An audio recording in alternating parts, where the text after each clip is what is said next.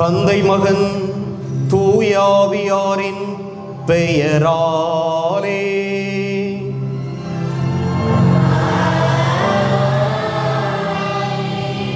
நம் ஆண்டவராகிய இயேசு கிறிஸ்துவின் அருளும் கடவுளின் அன்பும் தூய ஆவியாரின் நட்புறவும் உங்கள் அனைவரோடும் இருப்பதாக.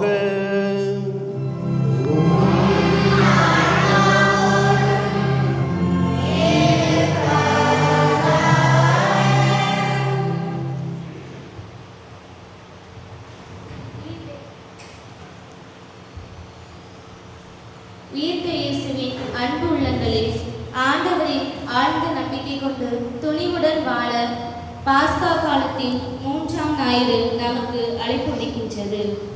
நம் ஆண்டவர் இயேசு கிறிஸ்துவின் சிலுவை சாவு சீடர்கள் மத்தியில் பயத்தையும் அச்சத்தையும் அவநம்பிக்கையும் உண்டாக்கியது.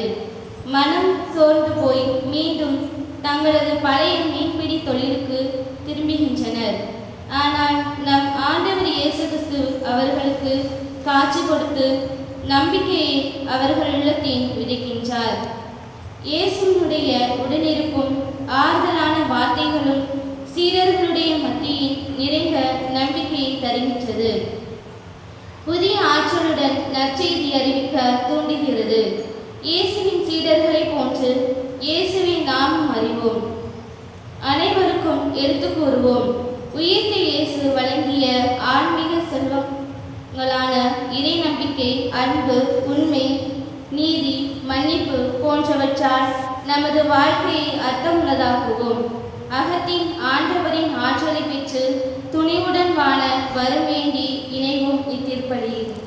அன்புமிக்க சகோதர சகோதரிகளே, நம் திருமுழுக்கின் நினைவாக நம்மீது தெளிக்கப்படும் தமது படைப்பாகிய இத்தண்ணீரை புனிதப்படுத்தி அருளுமாறு நம் கடவுளாகிய ஆண்டவரை கெஞ்சி மன்றாடுவோமாக.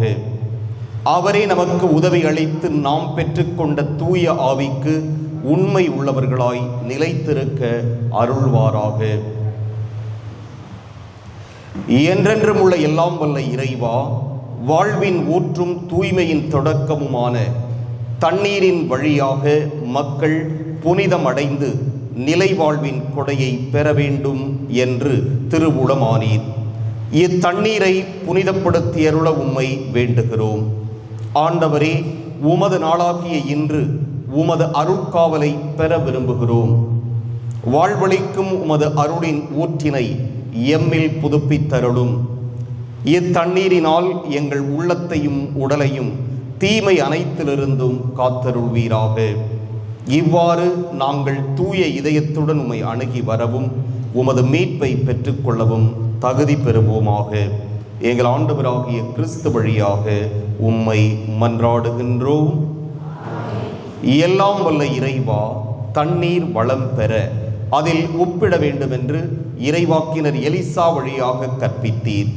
உமது படைப்பு பொருளாகிய இந்த உப்பை பரிவிரக்கத்துடன் புனிதப்படுத்தியருள உம்மை தாழ்மையுடன் வேண்டுகிறோம்.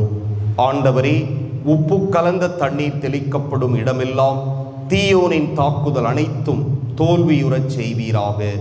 உம் தூய ஆவியார் உடனிருந்து எங்களை இடையராது காத்தருள்வாராக. எங்கள் ஆண்டவராகிய கிறிஸ்து வழியாக உம்மை மன்றாடுகின்றோம்.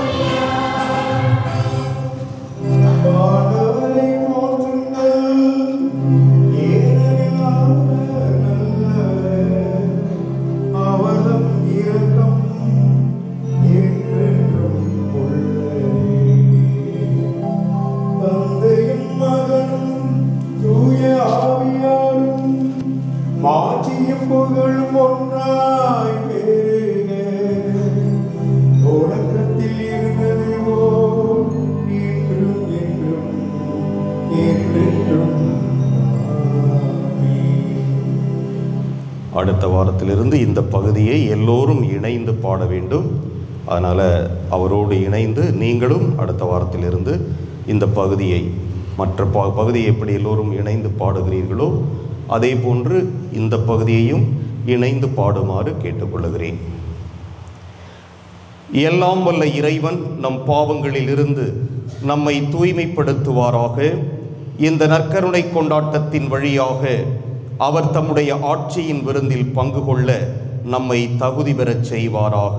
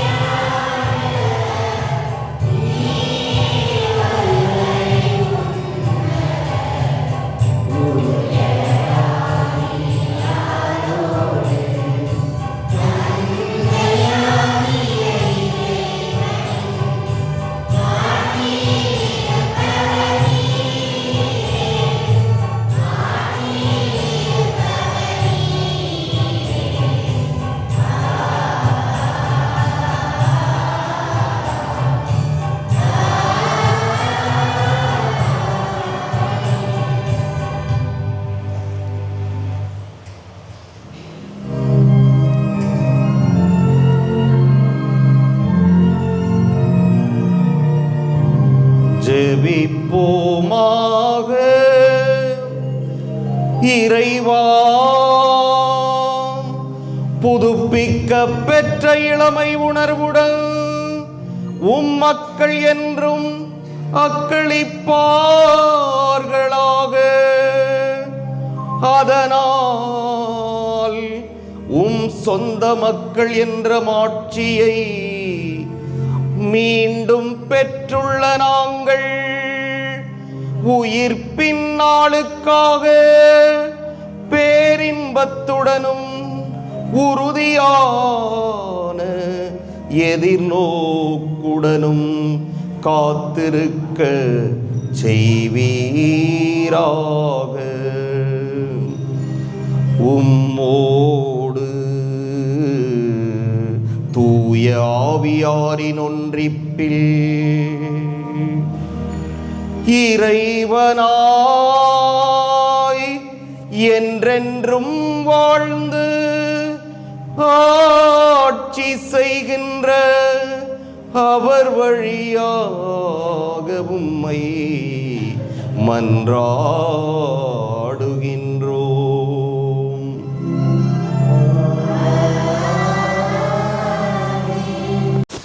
இயேசுவை கொண்ட திருத்தூதர்கள் மனிதர்களுக்கு கீழ்ப்படிவதை விட கடவுளுக்கு அல்லவா கீழ்ப்படிய வேண்டும் என்று கூறி ஆண்டவருக்கு சாட்சி பகர்கின்றார்கள். இயேசுவின் திருப்பெயரை அச்சமின்றி அறிவிக்கின்றார்கள். இயேசுவை பற்றி அறிவிப்பதால் வருகின்ற இன்னல்கள், இடையூறுகள் அனைத்தையும் மகிழ்ச்சியோடு ஏற்றுக்கொள்கின்றார்கள். இயேசுவின் திருப்பெயரை வாழ்க்கையால் அறிவிக்க அழைக்கும் முதல் வாசகத்திற்கு செவிமடுப்போம்.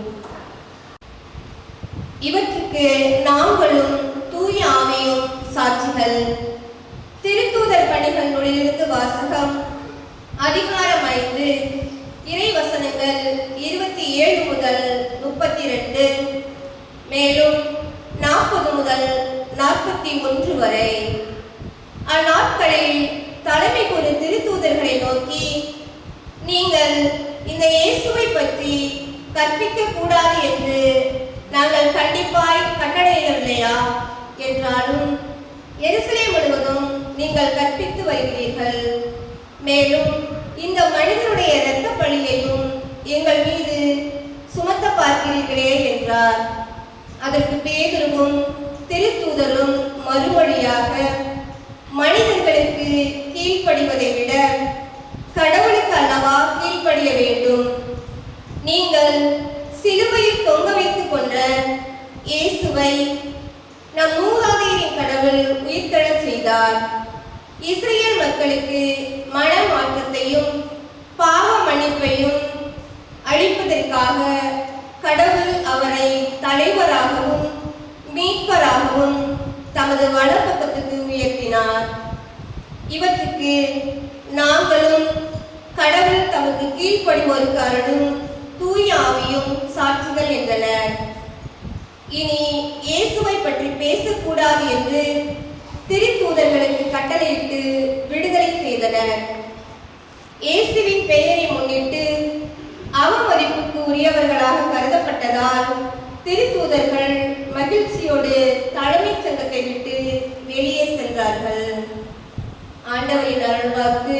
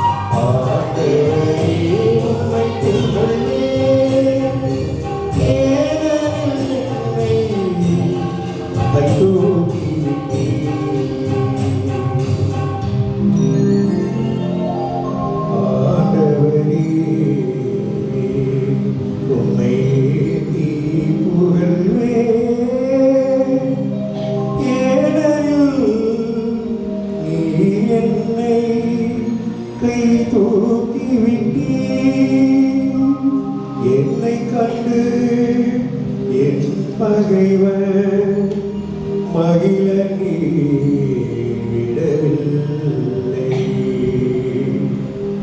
ஆண்டவரே, நீர் என்னை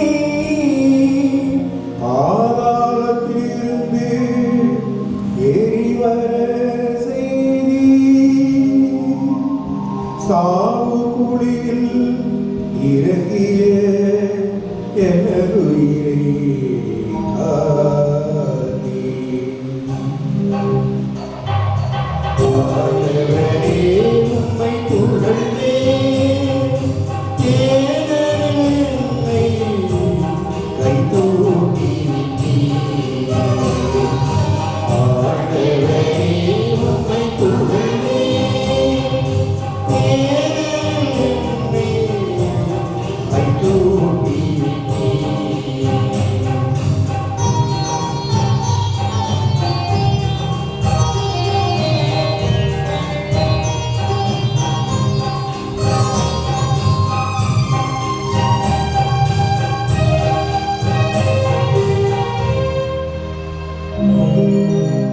இறையன்பரே,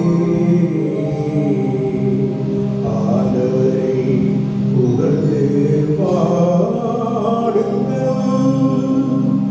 தூயவரா அவரை நினைந்து நன்றி கூறுங்கள். அவரது சினம் ஒரு நொடி பொழுதுதான் இருக்கும். அவரது கருணையோ வாழ்நாள் பொழுதும் நீடிக்கும். மாலையில் அழுகை, காலையிலோ ஆர்ப்பரிப்பு.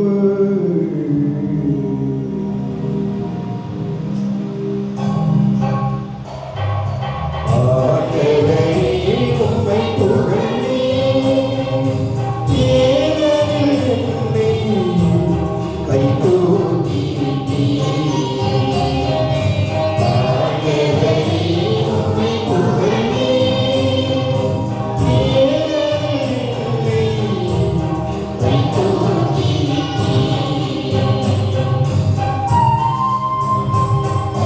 இயேசுவின் திருப்பெயரால் திருமணத்து பெற்ற நாம் அவரை ஆராதித்து வணங்க வேண்டும்.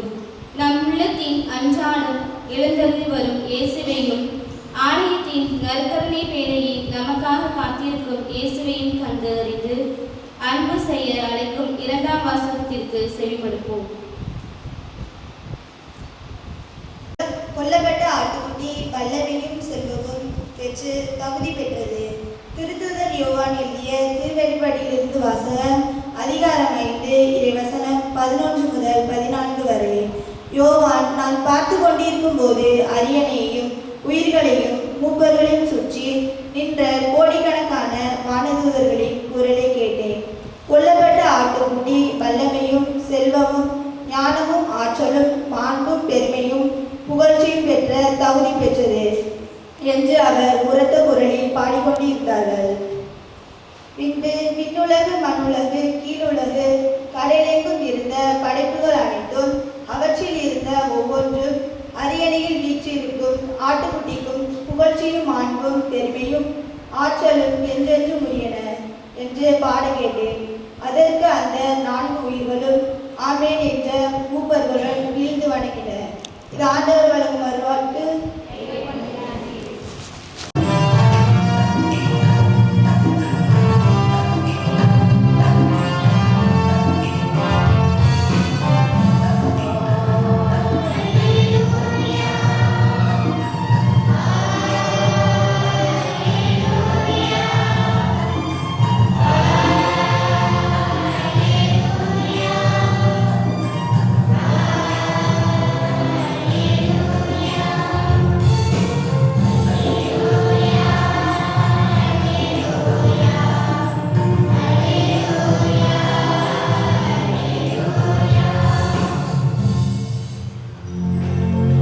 கிறிஸ்து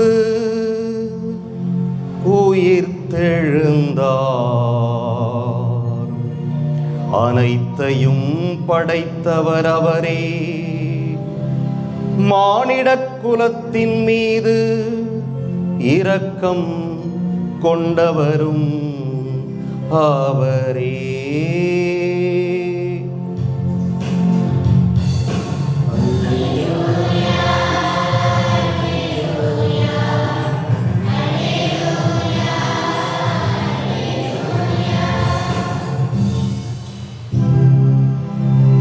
ஆண்டவர் உங்களோடு இருப்பாராக.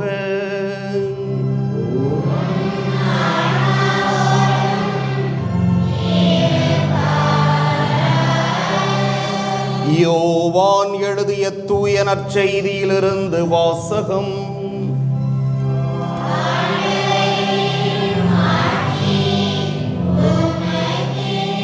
அதிகாரம் 21, இறைவாக்குகள் 1 தொடக்கம் 14 இறுதியாக. இயேசு தம் சீடருக்கு திபேரிய கடல் அருகே மீண்டும் தோன்றினார். அவர் தோன்றியது இவ்வாறு: சீமோன் பேதுரு, திதிம் எனப்படும் தோமா, கலிலேயாவில் உள்ள கானாவைச் சேர்ந்த நத்தனியேல், சபதேயுவின் மக்கள் ஆகியோரோடு இயேசுவின் சீடர்களுள் வேறு இருவரும் கூடியிருந்தனர். அப்போது சீமோன் பேதுரு அவர்களிடம், நான் மீன்பிடிக்கப் போகிறேன் என்றார். அவர்கள், நாங்களும் உம்மோடு வருகிறோம் என்று போய் படகில் ஏறினார்கள். அன்று இரவு அவர்களுக்கு மீன் ஒன்றும் கிடைக்கவில்லை. ஏற்கனவே விடியற்காலை ஆகியிருந்தது. இயேசு கரையில் நின்றார். ஆனால் அவர் இயேசு என்று சீடர்கள் அறிந்து கொள்ளவில்லை. இயேசு அவர்களிடம், பிள்ளைகளே, மீன் ஒன்றும் படவில்லையா என்று கேட்டார். அதற்கு அவர்கள் இல்லை என்றார்கள். அவர், படகின் வலப்பக்கத்தில் வலை வீசுங்கள், மீன் கிடைக்கும் என்று அவர்களிடம் கூறினார். அவர்களும் அவ்வாறே வீசினார்கள். மீன்கள் மிகுதியாய் அகப்பட்டதால் அவர்களால் வலையை இழுக்க முடியவில்லை. இயேசுவின் அன்பு சீடர் அதை கண்டு பேதுருவிடம், அங்கு நிற்பவர் ஆண்டவர்தாம் என்றார். அதை கேட்டவுடன் தம் ஆடையை களைந்திருந்த சீமோன் பேதுரு ஆடையை இடுப்பில் கட்டிக்கொண்டு கடலில் குதித்தார். மற்ற சீடர்கள் மீன்களுடன் வலையை இழுத்து கொண்டு படகிலேயே வந்தார்கள்.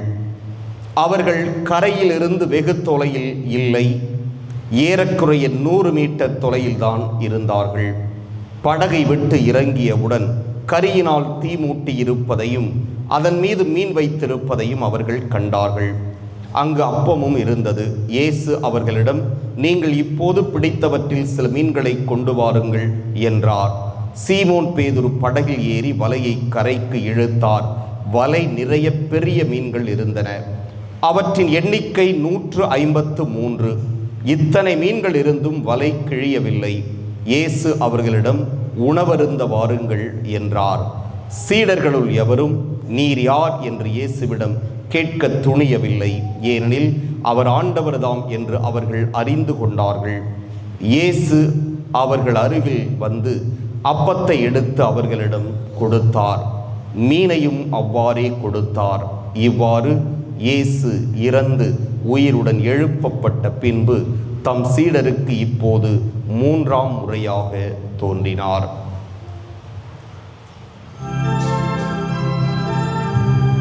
ஆண்டவரின் அருள்வாக்கு.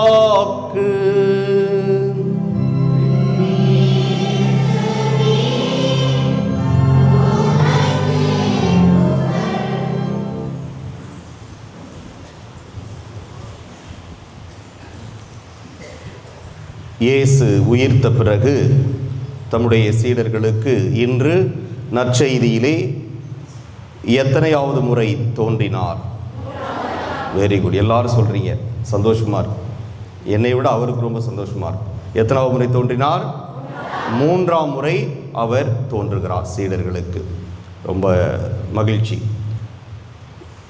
ஆனால் அவர் இயேசுதான் என்று தொடக்கத்தில் அவர்கள் கண்டு உணர்ந்து கொண்டார்களா? இல்லை. அப்புறம் தான் கண்டுபிடிக்கிறாங்க. அங்கே நிற்பவர், அங்கே அவங்க சொன்ன வார்த்தையை சொல்லுங்க, ஆண்டவர் தாம். அங்கு நிற்பவர் ஆண்டவர் தாம் என்பதை இயேசுவனுடைய அன்பு சீடர் யார்கிட்ட சொல்றாங்க? பேதுருகிட்ட சொல்றதை நாம் பார்க்கிறோம். Very good. இப்போ முதல் வாசகம் எந்த புத்தகத்திலிருந்து வாசிக்கப்பட்டது? இதுவும் அதே மாதிரி சவுண்ட் வரணுமே. திருத்தூதர் பணிகள் நூலிலிருந்து வாசிக்கப்பட்டது. எவ்வளவு ஒரு அற்புதமான ஒரு நிகழ்வு பாருங்கள்.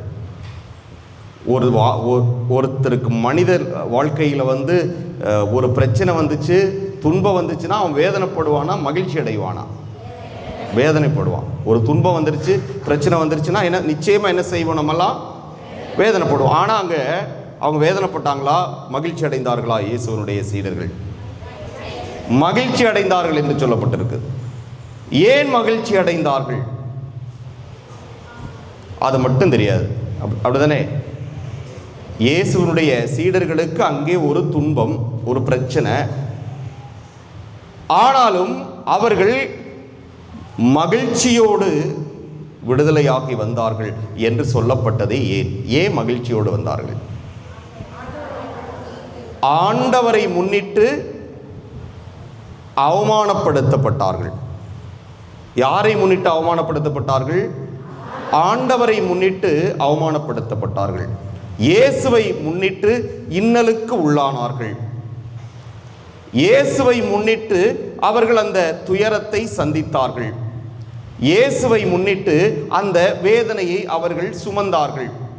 எனவே இயேசுவுக்காக இந்த ஒரு துன்பத்தை சுமக்க வேண்டிய ஒரு வாய்ப்பும் பாக்கியமும் நமக்கு கிடைத்தது என்று அவர்கள் அங்கிருந்து வெளியேறிய போது மகிழ்ச்சியுடன் வெளியேறியதாக இன்றைய திருத்தூதர் பணிகள் நூல் கூறுவதை நாம் பார்க்கிறோம். ஏன் இந்த பிரச்சனை அவங்களுக்கு வந்துச்சு? அவங்க இயேசு இறக்குறாரு, உயிர்க்கிறாரு. அதுக்கப்புறம் இந்த தலைமை குருக்கள்லாம் யாரை கூப்பிடுறாங்க? இயேசுவனுடைய யாரை கூப்பிடுறாங்க? இயேசுவனுடைய சீடர்களை எல்லாம் கூப்பிடுறாங்க. கூப்பிட்டு, இங்க பாரு, நீ இனிமே இயேசுவை பற்றி எங்கேயுமே சொல்லக்கூடாது. இயேசுவை பற்றி நீங்கள் எங்கேயுமே அறிவிக்கக்கூடாது. இயேசுவை பற்றி நீங்கள் எங்கேயுமே அறிவிக்கக்கூடாது. அவருடைய அற்புதங்கள், அவருடைய அருமடையாளங்கள், புதுமைகள், அவர் கூறிய வார்த்தைகள், நற்செய்தி, இது எதையுமே நீங்கள் யாருக்கும் அறிவிக்கக்கூடாதுன்னு சொன்னாங்க. நாங்கள் சொல்லியும் நீங்கள் என்ன செய்கிறீங்க? மீறி எங்களுடைய வார்த்தைக்கு கட்டுப்படாமல் அவரை பற்றி எல்லா இடத்திலும் சென்று அறிவிக்கிறீர்கள். அதனால தான் உங்களை அரெஸ்ட் பண்ணி கொண்டாந்து நாங்கள் இங்கே வச்சிருக்கிறோம் என்று நான் சொல்லவில்லை. இங்கே ஆண்டவருடைய வார்த்தை கூறுகிறது. அது மட்டுமல்ல, அவரை பற்றி அறிவித்தது மட்டுமல்ல, அவருடைய இரத்த பழிக்கு நீங்கள் யாரை குற்றம் சுமத்துகிறீர்கள்? யார? இயேசுவையா? தலைமை சொல்றது யாரு? தலைமை குருக்கள். தலைமை குருக்களை, மறைநூல் அறிஞர்களை அவருடைய இரத்த பழிக்காக குறை சொல்லுகிறீங்க. எங்களை குறை சொல்றீங்கன்னு யார் சொல்றா? தலைமை குருக்கள் சொல்றாங்க. இயேசுனுடைய இரத்த பழிக்கு காரணம் நாங்கள் தான் அப்படின்னு வேற நீங்கள் எல்லா இடத்துலையும் நீங்கள் சொல்லிட்டு வாரீங்க அப்படின்னு சொன்ன உடனே பேதுருவும் அவருடைய திருத்தூதர்கள் என்ன சொல்றாங்க? யாருக்கு கீழ்ப்படிவதை விட யாருக்கு கீழ்ப்படிவது மேல் என்று சொல்லுகிறார்? மனிதருக்கு கீழ்ப்படிவதை விட கடவுளுக்கு கீழ்ப்படிதல் மேல் அல்லவா என்று சொல்லுகிறார். அப்ப என்ன சொல்ல வராரு? நீ சொல்றதை கேட்கிறத விட, தலைமை குருக்களை பார்த்து சொல்றாரு, ஐயா நீங்க சொல்றதை கேட்கிறத விட கடவுளுக்கு கீழ்ப்படுகிறது ஐயா மேலு, அதனால நீங்க சொல்றதை நாங்க கேட்க மாட்டோம் அப்படின்னு மறைமுகமாக அவர் சொல்லுகிறார்.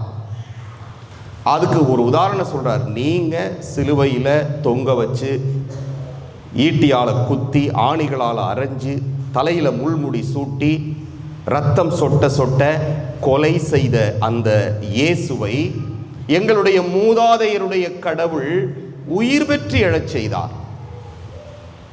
உடலோடும் ஆன்மாவோடும் உயிர்த்து எழச் செய்தார். இதற்கு நாங்கள் சாட்சிகள். இன்னும் எத்தனையோ பேர் சாட்சிகள் இருக்கிறார்கள். நீங்கள் கொலை செய்தீர்கள், ஆனால் எங்களுடைய மூதாதையருடைய கடவுள் அவரை உயிர் பெற்று எழச் செய்தார். எதற்காக அவர் இறந்தார்? எதற்காக உயிர்த்தார்? இந்த இஸ்ரேல் மக்களுடைய பாவங்களை மன்னிக்கவும் அவர்களுடைய மனமாற்றத்திற்காகவும் தான் அவர் இவ்வாறெல்லாம் நடந்தது என்று அவர்கள் ஆணித்தரமாக சொல்லுகிறார்கள். நீ சொல்றதை நான் கேட்க முடியாது. இருப்பினும் கடைசியில் அவங்க என்ன சொல்றாங்க? இனி இயேசுவை பற்றி நீங்கள் பேசக்கூடாது என்று திருத்தூதர்களுக்கு கட்டளையிட்டு விடுதலை செய்கிறார்கள்.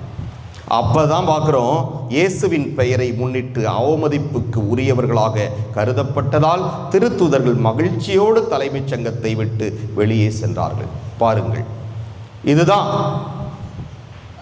இயேசுவை முன்னிட்டு எவன் ஒருவன், அது இறை மக்களாக இருக்கலாம், ஆணாக இருக்கலாம், பெண்ணாக இருக்கலாம், ஃபாதராக இருக்கலாம், பிஷப்பாக இருக்கலாம், அருட்சகோதரிகளாக இருக்கலாம், பிரதராக இருக்கலாம், யார் வேண்டுமானாலும் இந்த இயேசுவை முன்னிட்டு அவமானப்படுத்தப்பட்டால் மகிழ்ச்சியோடு இருக்க வேண்டும், மகிழ்ச்சியோடு இருக்க வேண்டும் என்று சொல்லுகிறார். காரணம், அந்த இயேசு மட்டும்தான் நிலையானவர்.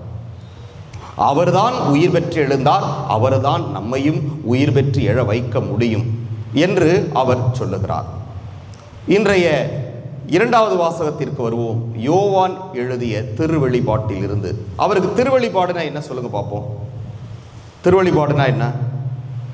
இறைவன் அவருக்கு வெளிப்படுத்துகிறார். இறைவன் அவருக்கு வெளிப்படுத்துவது. எல்லாருக்கும் இறைவன் கரெக்டா சரியா வெளிப்படுத்துவாரானா இல்லை. ஒரு சில பேருக்கு மட்டும்தான் இறைவன் வெளிப்படுத்துவார். ஆங்கிலத்தில் இந்த போக்குக்கு ரெவலேஷன் என்று சொல்வார்கள். ரிவீல், வெளிப்படுத்துதல். எல்லாருக்கும் வெளிப்படும். அவர் வெளிப்படுத்தப்பட்டு சொல்றார். அந்த காட்சியை பற்றி அழகா சொல்லும்போது அவர் ஒரே வார்த்தை இதில் சொல்லணும் அப்படின்னா, அங்கே விண்ணகத்திலே இயேசு உயிர் பெற்று தந்தையாம் இறைவனோடு இருந்ததை இவர்கள் பார்த்ததாக சொல்லுகிறது. இதுதான் ஒரே சென்டென்ஸில் சொல்லணும் அப்படின்னா. இது எதற்காக நமக்கு சொல்லப்பட்டிருக்கிறது? அவர் உயிர்த்தது உண்மைதான், அவர் தந்தையாம் இறைவனோடு இருப்பது உண்மைதான் என்று நாம் எல்லோரும் ஆணித்தரமாக நம்ப வேண்டும் என்பதற்காக இந்த வாக்கு நமக்கு கொடுக்கப்பட்டிருக்கிறது. அடுத்து பார்க்கிறோம். மூன்றாம் முறையாக உயிர்த்த பிறகு இயேசு தோன்றுவதை நாம் பார்க்கிறோம் இந்த நற்செய்தியிலே. ஆம், இவை எல்லாமே எதற்காக? இயேசு இன்றும் வாழ்கிறார். அவர் வாழ்ந்தார், வாழ்வார், என்றும் வாழ்கிறார். அந்த இயேசுவுக்கு தொடக்கம் இல்லை. இவர் இவ்வாறு பிறப்பார் என்று தந்தையினுடைய சிந்தனையிலே எப்பொழுதோ அவர் பிறந்து விட்டார். அவர் இறந்தார், உயிர்த்தார், அவருக்கு அழிவு என்பது கிடையாது. பாஸ்கா பெருவிழாவினுடைய 3வது ஞாயிறிலே தாய் திரு அவை இந்த நம்பிக்கையை ஊட்டுவதற்காக இந்த இறைவாக்கை நமக்கு கொடுக்கிறது. எனவே இயேசு உயிர்த்தார் என்று நாம் மற்றவர்களுக்கு அறிவிப்பதற்கு முன்பாக நாம் அதை முழுமையாக விசுவசிக்க வேண்டும். இங்கே இன்றைய நற்செய்திக்கு அடுத்து தொடர்ச்சியாக வருகிறது. நீ என்னை அன்பு செய்கிறாயா என்று யோவானின் மகன் சீமோனை பார்த்து இயேசு கேட்பார். எத்தனை முறை கேட்பார்? எத்தனை முறை கேட்பார்? விவிலியத்தில் நீங்கள் வாசித்திருந்தீர்கள் என்றால், பூசையில் வாசிக்கும்போது கவனிச்சிருந்தீங்கன்னா உங்களுக்கு தெரியும். எத்தனை முறை கேட்பார்? 3 முறை கேட்பார். 3 முறை கேட்பார். நீ என்னை அன்பு செய்கிறாயா என்று. முதல் தடவை கேட்கும்போது அவர் கொஞ்சம் கோபம் வராது. 2வது தடவை கேட்கும்போது கொஞ்சம் கோபம் வரும். 3வது தடவை கேட்கும்போது இன்னும் கொஞ்சம் கோபம் வரும். அப்படி முடித்த உடனே அவர் என்ன சொல்லுகிறார் அப்படின்னாக்க, நீ போய் என் ஆடுகளை மேய், என்னுடைய மக்களை நீ பேணி பாதுகாத்து வழி நடத்து, நான் விட்டு சென்ற பணியை நீ எடுத்து நடத்து. அப்போ பேதுருவை பார்த்து சொல்கிறாரு, அதுதான் ரொம்ப கொடுமை. நீ இளைஞனாக இருந்தபோது உன் இடையை வரிந்து கட்டிக்கொண்டு உனக்கு விருப்பமானவற்றை நீ செய்தாய்.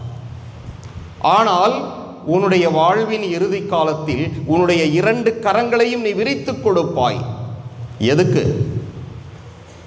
எதுக்காக விரித்து கொடுப்பாய்ன்னு சொல்றாரு? எதுக்காக? ரொம்ப அழகா சொல்றாரே, இவ்வாறு நீ கடவுளை மாட்சிப்படுத்த வேண்டும் என்று சொன்னார். அதாவது பேதுருவுடைய இறப்பை பற்றி தான் சொல்லுகிறார். நீயும் என்ன மாதிரி இரத்தம் சிந்திதான் இறக்க வேண்டிய சூழல் வரும் என்று சொல்லுகிறார். அவருக்கு தெரியும், இயேசுவை பின்பற்றுகிற எல்லோருக்குமே இப்படித்தான் இரத்தம் சிந்திதான் சாவு என்பது தெரியும். இருப்பினும் அந்த ஆண்டவர் இயேசுவுக்காக அவர்கள் இந்த கொடிய வாதையையும் கொடிய துன்பத்தையும் ஏற்றுக்கொள்வதற்கு தயக்கமின்றி அதை தழுவிக்கொள்ளுகிறார்கள் என்றால், நிச்சயமாக அவர் உயிர்த்த அந்த உயிர்ப்பிலே தமக்கும் ஒரு பங்கு கிடைக்கும் என்று ஒவ்வொரு சீடரும் நம்பியதால் அந்த கசப்பான காடியையும் அவர்கள் குடிக்க தயங்கவில்லை என்பதை நாம் புரிந்து கொள்ள வேண்டும். எனவே இறையேசுவில் அன்புக்குரிய சகோதர சகோதரிகளே, நாம் பிறந்ததும் வாழ்வதும் இயங்குவதும் அந்த இயேசுவாலே. அதே போன்று நம்முடைய இறப்பிற்கு பிறகும் நாம் வாழப்போவது இயேசுவோடா அல்லது அலகையோடா? நாம் சிந்திக்க வேண்டிய சூழலிலே இருக்கிறோம். எனவே நம்முடைய இவ்வுலக வாழ்வை அதற்கு ஏற்ற வகையிலே மாற்றி அமைப்போம். ஆமென். எழுந்து நின்று விசுவாசத்தை அறிக்கையிடுவோம்.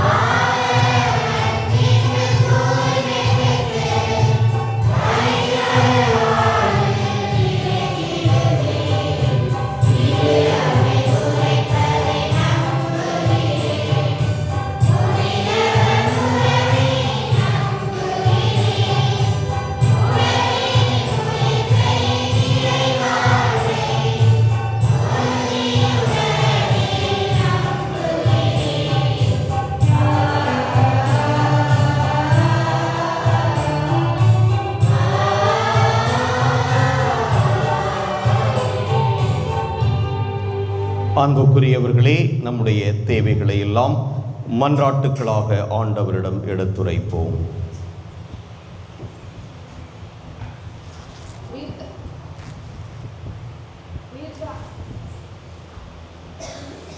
ஆண்டவரே, உமது மதிப்பீடுகளின்படி நாங்கள் வாழ்ந்து உமது பணியை இன்னும் அதிகமான உத்வேகத்துடன் செய்வதற்கு தேவையான ஞானத்தை திரு அவை தலைவர்களுக்கு தந்து காத்திட வேண்டும் என்று இறைவாமை மன்றாடுகின்றோம். புதுவாழ்வு கொடுத்த ஆண்டவரே, உமது உயிர்ப்பின் வழியாக நாங்கள் பெற்றுக்கொண்ட அமைதியை அனுபவிக்கவும் அதை மற்றவர்களுக்கு வழங்கவும் தேவையான ஆற்றலை தந்து வழிநடத்த வேண்டும் என்று இறைவாமை மன்றாடுகின்றோம்.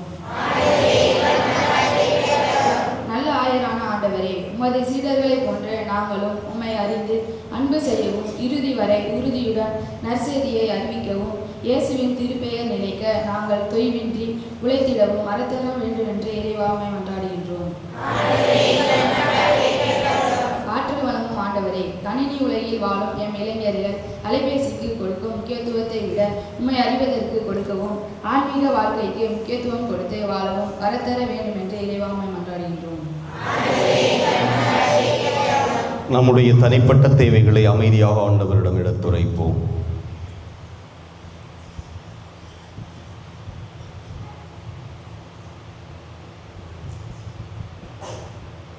மன்றாடுவோமாக. எங்கள் புகலிடமும் பலவுமாக இறைவா, எங்களிடம் இறை உணர்வை தூண்டி எழுப்புகிறவர் நீரே. உம்முடைய மக்களின் உருக்கமான இந்த மன்றாட்டுக்களை ஏற்று நிறைவு செய்ய வேண்டும் என்று எங்கள் ஆண்டவர் கிறிஸ்து வழியாக மன்றாடுகின்றோம்.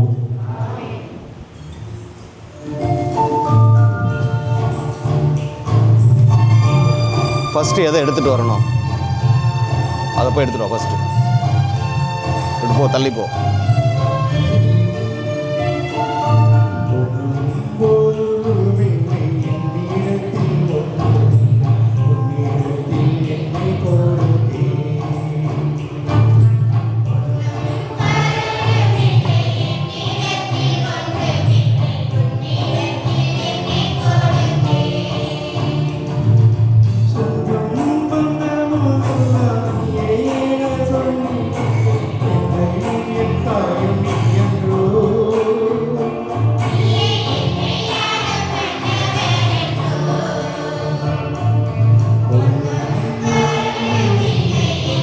ஆண்டவரை அழைத்து நிறைவானின் வாழ்த்து பெறுவீராக. இது வல்லமையில் அந்த அப்பத்தை பெற்றுள்ளோம். நீளத்தின் விளைவு மனித உழைப்பின் பயனுமான இந்த அப்பத்தை ஒப்புக் கொடுக்கின்றோம். இது எங்களுக்கு வாழ்வழிக்கும் மொத்தமாக மாறும். இறைவன் என்று வாழ்த்து பெறுவாராக.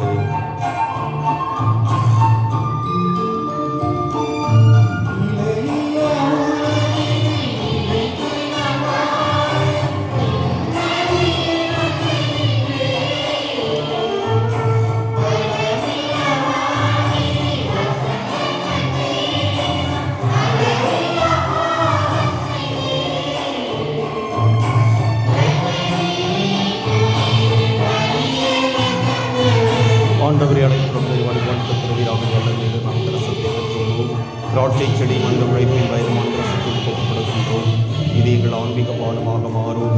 இறைவனுக்கு வாழ்த்து பெறுவாராக. ஆண்டவரை தாழ்மையான மனமும் நொறுங்கிய உள்ளம் கொண்டைகளை ஏற்றருடும். ஆண்டவரை இறைவா, நாங்கள் இன்னும் ஒரு திருமுறுப்பு கொடுக்கும் இப்பலை உமக்கு உகந்ததாவதாக.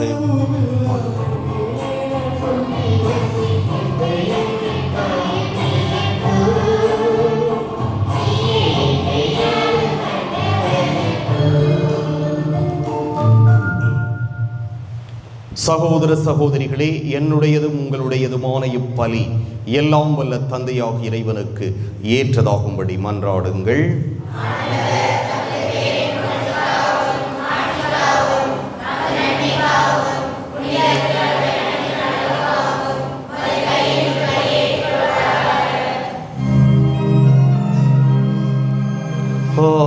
ஆண்டவரே,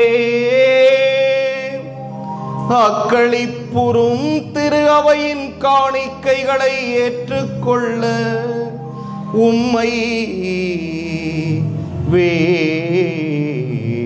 வேண்டுகிறோம். இப்பெரும் மகிழ்ச்சிக்கு உரிய காரணத்தை நீர் தந்திருப்பதால் அதன் பயனாகிய முடிவில்லா பேரின்பத்தையும் எங்களுக்கு அருள்வீராக. எங்கள் ஆண்டவராகிய கிறிஸ்து வழியாக உம்மை மன்றாடுகின்றோம்.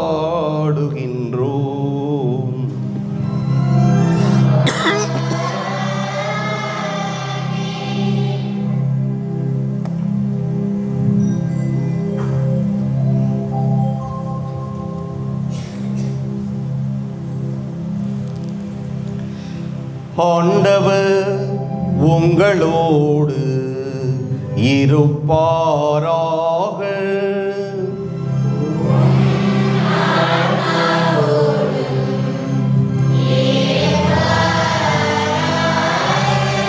இதயங்களை மேலே எழுப்புங்கள்.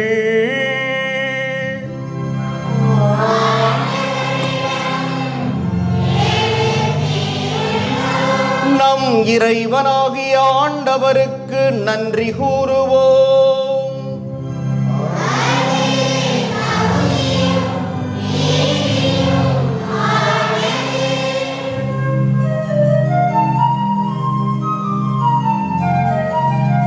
ஆண்டவரே, எக்காலத்திலும் உம்மை புகழ்ந்துரைப்பதும் எல்லாவற்றுக்கும் மேலாக எங்கள் பாஸ்காவாகிய கிறிஸ்து பலியான இச்சிறப்பான காலத்தில் உம்மை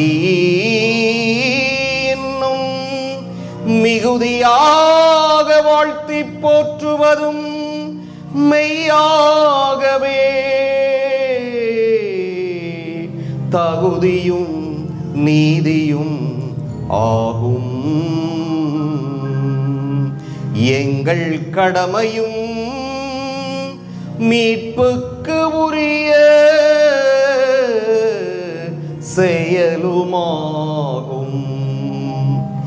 கிறிஸ்து எங்களுக்காக இன்னும் தொடர்ந்து தம்மை கையளித்து உமது திருமுன் இடையராது பரிந்து பேசி எங்களை பாதுகாத்து வருகின்றார். பலியான அவர் இனிமேல் சாக மாட்டார். கொலை செய்யப்பட்ட அவர் என்றும் வாழ்கின்றார். ஆகவே பாஸ்கா மகிழ்ச்சி பொங்க அனைத்துலகின் மாந்தர் அனைவரும்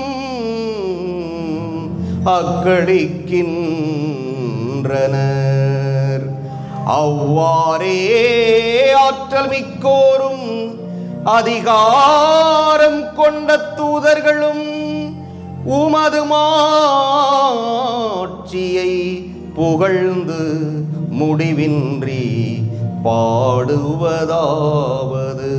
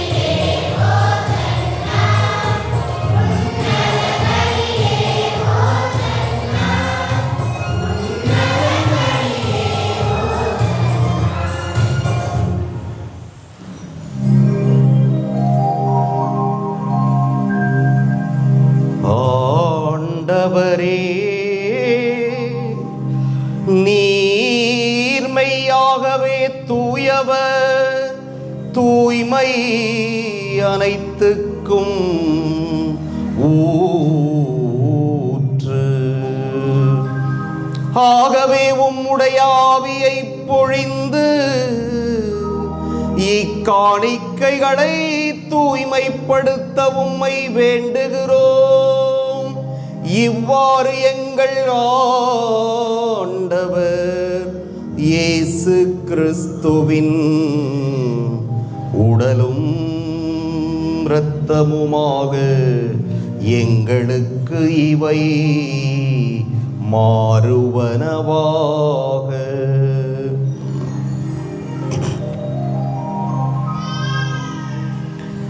அவர் பாடுபட உளம் கனிந்து தம்மை கையளித்த போது அப்பத்தை எடுத்து நன்றி செலுத்தி அதை பிட்டு தம் சீடர்களுக்கு அளித்து கூறியதாவது: அனைவரும் இதிலிருந்து பெற்று உண்ணுங்கள், ஏனெனில் இது உங்களுக்காக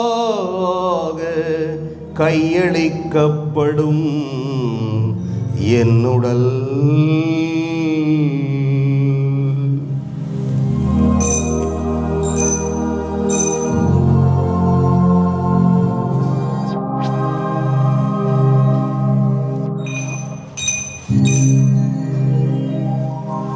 அவ்வண்ணமே இரவு விருந்தை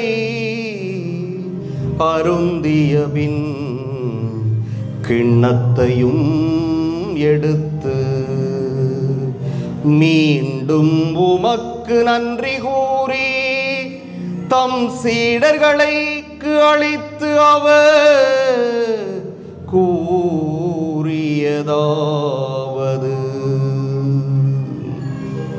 அனைவரும் இதிலிருந்து பெற்று பருகுங்கள்,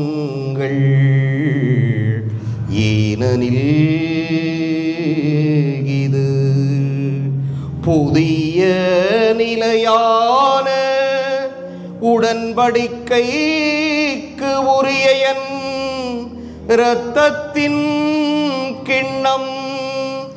இது பாவ மன்னிப்புக்கென்று உங்களுக்காகவும் பலருக்காகவும் சிந்தப்படும்.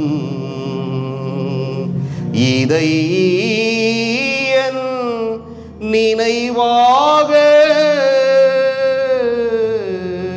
செய்யுங்கள்.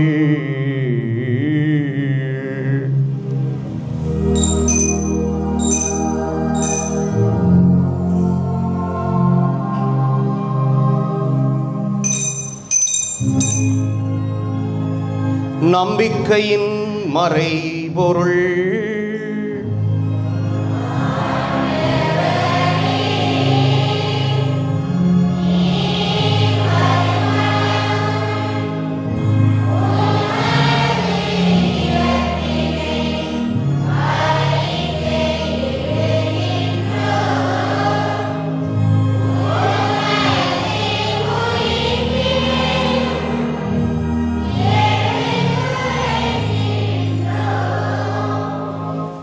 ஆகவே ஆண்டவரே, நாங்கள் கிறிஸ்துவின் இறப்பினையும் உயிர்ப்பினையும் நினைவு கூர்ந்து வாழ்வு தரும் அப்பத்தையும் மீட்பளிக்கும் கிண்ணத்தையும் ஒப்புக் கொடுக்கின்றோம்.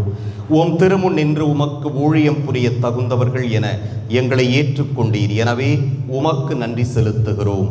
மேலும் கிறிஸ்துவின் உடலிலும் இரத்தத்திலும் பங்கு கொள்ளும் எங்களை தூய ஆவியார் ஒன்று சேர்க்க வேண்டும் என உம்மை தாழ்மையுடன் மன்றாடுகின்றோம். ஆண்டவரே, உலகெங்கும் பரவியிருக்கும் உமது திரு அவையை நினைவு கூர்ந்தருளும். எங்கள் ஆயர் சகாயராஜ் எல்லா திருநிலையினராகிய அனைவரோடும் உமது திரு அவை அன்பில் நிறைவு பெறச் செய்தருளும்.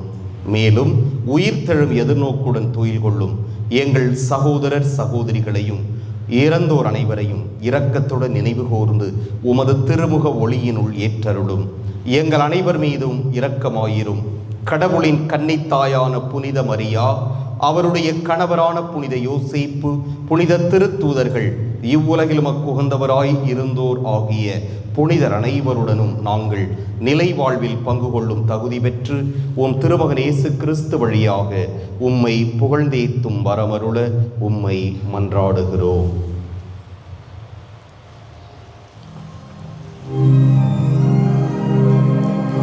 இவர் வழியாக இவரோடு இவரில் எல்லாம் வல்ல இறைவனாகிய தந்தையே, தூய ஆவியாரின் ஒன்றிப்பில் எல்லா புகழும் மாட்சியும் என்றென்றும் உமக்கு உரியதே.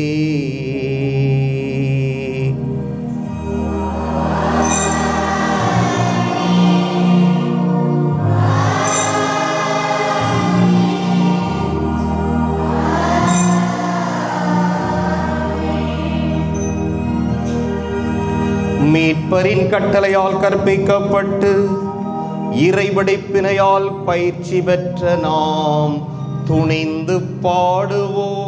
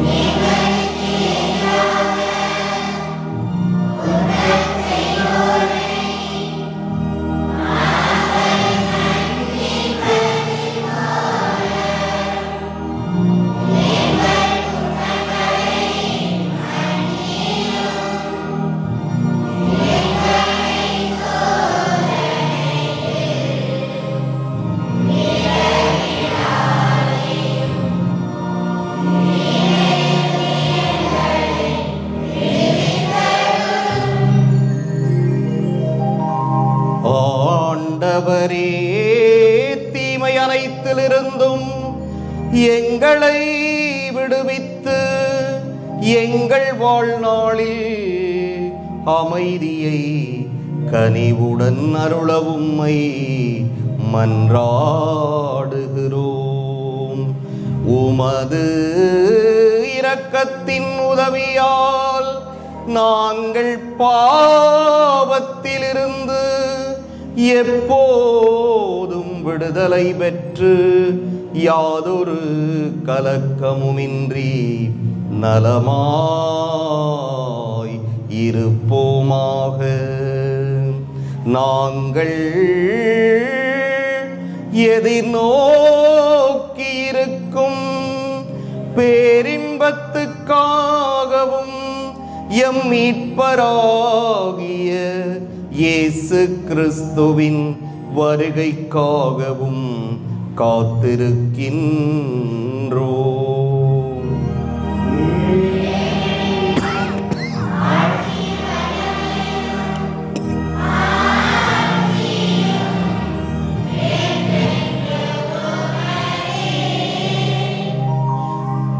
ஆண்டவரே இயேசு கிறிஸ்துவே, அமைதியை உங்களுக்கு விட்டுச் செல்கிறேன், என் அமைதியையே உங்களுக்கு அளிக்கின்றேன் என்று உம் திருத்தூதர்களுக்கு மொழிந்தீரே.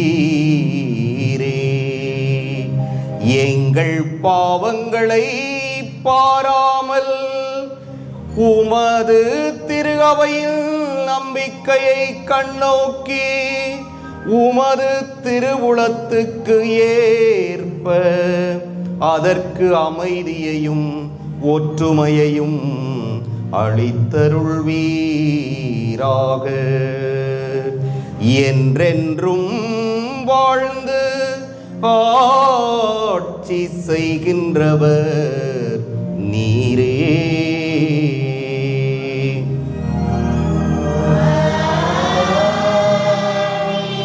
ஆண்டவருடைய அமைதி உங்களோடு என்றும் இருப்பதாக.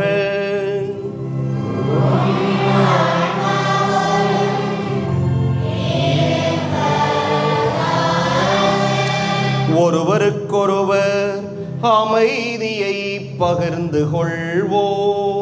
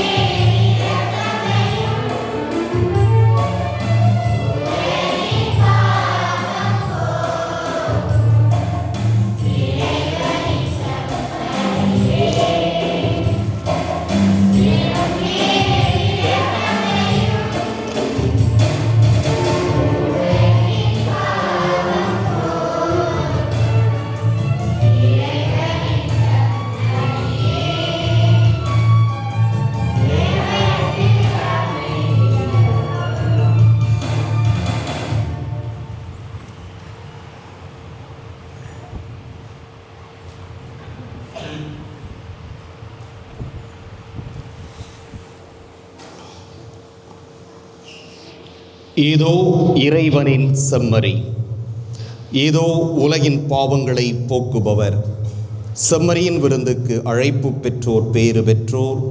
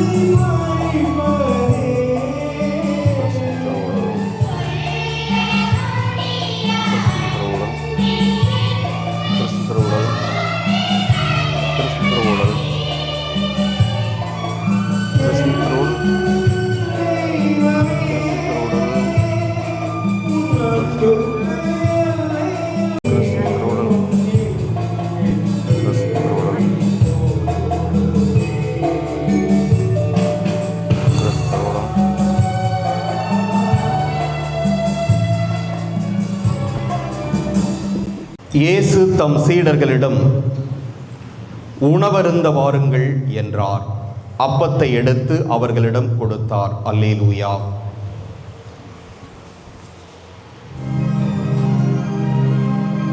ஜெபிப்போமாக. ஆண்டவரே, நிலையான மறை நிகழ்வுகளால் நீர் புதுப்பிக்க திருவுளமானவும் மக்களை கனிவுடன் கண்ணோக்கியருள உம்மை வேண்டுகிறோம். அதனால் நாங்கள் மாட்சிக்கு உரிய உடலின் அழிவற்ற உயிர்த்தெழுதலுக்கு வந்து சேர அருள்வீராக. எங்கள் ஆண்டவராகிய கிறிஸ்து வழியாக உம்மை மன்றாடுகிறோம்.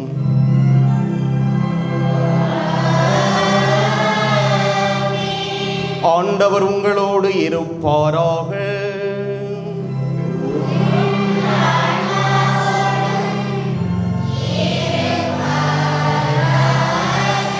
எல்லாம் வல்ல இறைவன் தந்தை, மகன், தூய ஆவியார் உங்களுக்கு ஆசி வழங்குவாராக.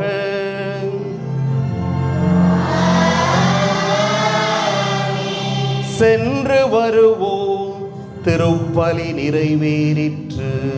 அல்லேலூயா, அல்லேலூயா.